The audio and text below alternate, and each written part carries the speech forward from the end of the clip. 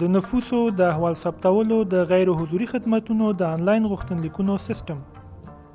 د احصایې او معلوماتو ملي ادارې په بهر کې د میشتو افغانانو لپاره د نفوسو د احوال ثبتولو د غیر حضوري خدمتونو د آنلاین غوښتنلیکونو سیستم رامنځته کړی دی. دا سیستم چې په ډیره ساده بڼه طرحه شوی په بهرنیو هیوادونو کې میشتو افغانانو ته د پام وړ اسانتیاوې برابروي او پرمټ یې هغوی په لنډ ممکن وخت کې د نفوسو د احوال ثبتولو خدمتونو ته لاسرسی مومي.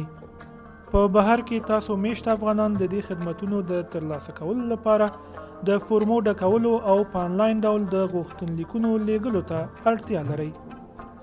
یادو خدمتونو ته د لاسرسي په موخه لومړی باید د ای کانسولیټ ټکی NSIA ټکی GOV ټکی AF ویب پاڼې ته مراجعه وکړئ.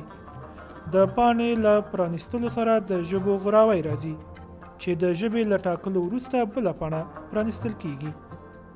د فورمو له ډکولو وړاندې باید لارښودونه ولولئ او د فورمو د ډکولو پر مهال هغه په پام کې ونیسئ. دا پاڼه دوه غراوي لري. د نوي غوښتنې پر غراوي له کلیک کولو سره تاسو ته د نفوسو د احوال ثبتولو د غیر حضوري خدمتونو فورمې پرانیستل کیږي او د غیر حضوري غوښتنې د څارلو پر غراوي له کلیک کولو سره تاسو خپل لیږل شوی غوښتنلیک د هغه کوډ په مرسته چې د غوښتنلیک له لیږلو وروسته سیستم درکړی څارلی شئ. اوس د نوي غوښتنې پر تڼۍ کلیک وکړئ ترڅو په بهر کې د میشتو افغانانو لپاره د نفوسو د احوال ثبتولو ټول غیر حضوري خدمتونه را څرګند شي. د نوي تذکرې د ترلاسه کولو لپاره پر دې تڼۍ، د مسنه تذکرې د ترلاسه کولو لپاره پر دې، د تذکرې د تایید لپاره پر دې، د تخلص د لیکلو لپاره پر دې، د تصویر د نصبولو لپاره پر دې، د زیږیدو ځای د اصلاح لپاره پر دې، د نوم د اصلاح کولو لپاره پر دې او په تذکره کې د عمر د اصلاح کولو لپاره پر دې تڼۍ کلیک وکړئ. پام مو وي چې د مسنه تذکرې د ترلاسه کولو لپاره یوازې د مسنه تذکرې اخیستلو تڼۍ باندې کلیک وکړئ او یا د تذکرې د تایید په موخه یوازې د تذکرې تایید تڼۍ باندې کلیک وکړئ او اړونده فورمې ډکې کړئ. په همدې ډول تاسو باید د نفوسو د احوال ثبتولو د هر خدمت د ترلاسه کولو لپاره په اړونده تڼۍ کلیک او اړوندې فورمې ډکې کړئ. د فورمو ډکول او د هغو لیږل خورا ساده دي. فرض کړئ تاسو غواړئ چې نوې تذکره واخلئ. د نوې تذکرې د ترلاسه کولو فورمې څنګه ډکیږي؟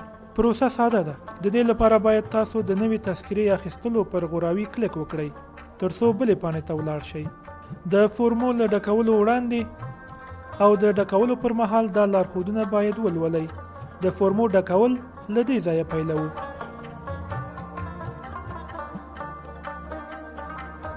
غوښتل شوي معلومات باید په خورا ځیر سره ولیکئ.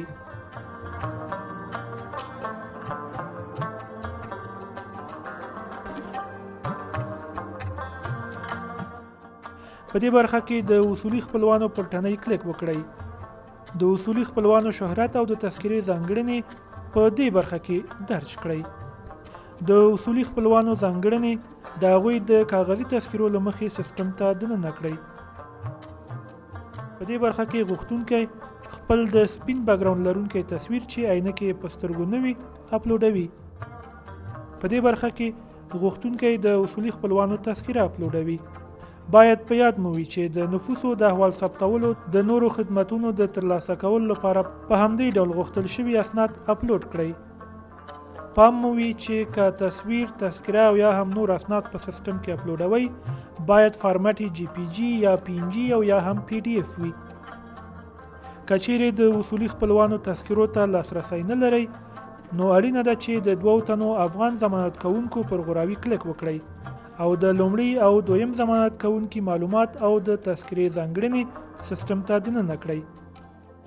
د ضمانت کوونکو تذکرې دلته اپلوډ کړئ. د فورمو د ډکولو د ټولو پړاوونو تر بشپړولو وروسته د غوښتنلیک تایید او لیږلو تڼۍ باندې کلیک وکړئ ترڅو بلې پاڼې ته ولاړ شئ. په دې پاڼه کې تاسو هیواد، ښار او د تذکرې ویش څانګه ټاکئ. پر دې غراوي له کلیک کولو سره د وړاندې شویو معلوماتو د کروالي تصدیق وکړئ. فورم ته د بیرته تګ تڼۍ باندې پر کلیک کولو سره کولی شئ درج شوي معلومات بیا ځلې ولولئ او د هغو له سموالي ډاډ ترلاسه کړئ. وروسته د تصدیق او لیږلو پر تڼۍ کلیک وکړئ ترڅو غوښتنلیک مو د احصایې او معلوماتو ملي ادارې ته ولیږل شي. د غوښتنلیک له لیږلو وروسته سیستم تاسو ته ډاډ درکوي چې غوښتنلیک مو په بریالیتوب سره ولیږل شو. په دې ځای کې د فورم پرنټ تڼۍ کېکاږئ څو فورم مو د پی ډي اف په بڼه بیا راڅرګند شي. تاسو دا فورم ډاونلوډ، پرنټ او پر هغه لاسلیک وکړئ. د دې ترڅنګ د غوښتنلیک له لیږلو وروسته سیستم تاسو ته یو ځانګړی کوډ درکوي چې هغه باید له ځان سره ثبت کړئ. تاسو د خپل غوښتنلیک د څارلو لپاره دې کوډ ته اړتیا لرئ. د خپل غوښتنلیک د څارلو په موخه یاد کوډ دلته ولیکئ او د غیر حضوري غوښتنې څارلو تڼۍ باندې کلیک وکړئ ترڅو ستاسو فورم بیا ځلې ښکاره شي او همدارنګه د دې کوډ په وسیله د خپل غوښتنلیک له طی مراحل څخه خبر شئ. په دې ځای کې د فورم پرنټ تڼۍ کېکاږئ څو فورم مو د پی ډي اف په بڼه بیا ځلې راڅرګند شي. د احصایې او معلوماتو ملي ادارې ته ستاسو استول شوی غوښتنلیک طی مراحل او بیرته هغه هیواد او د تذکرو د ویش څانګې ته چې تاسو په سیستم کې ټاکلي وو لیږل کیږي.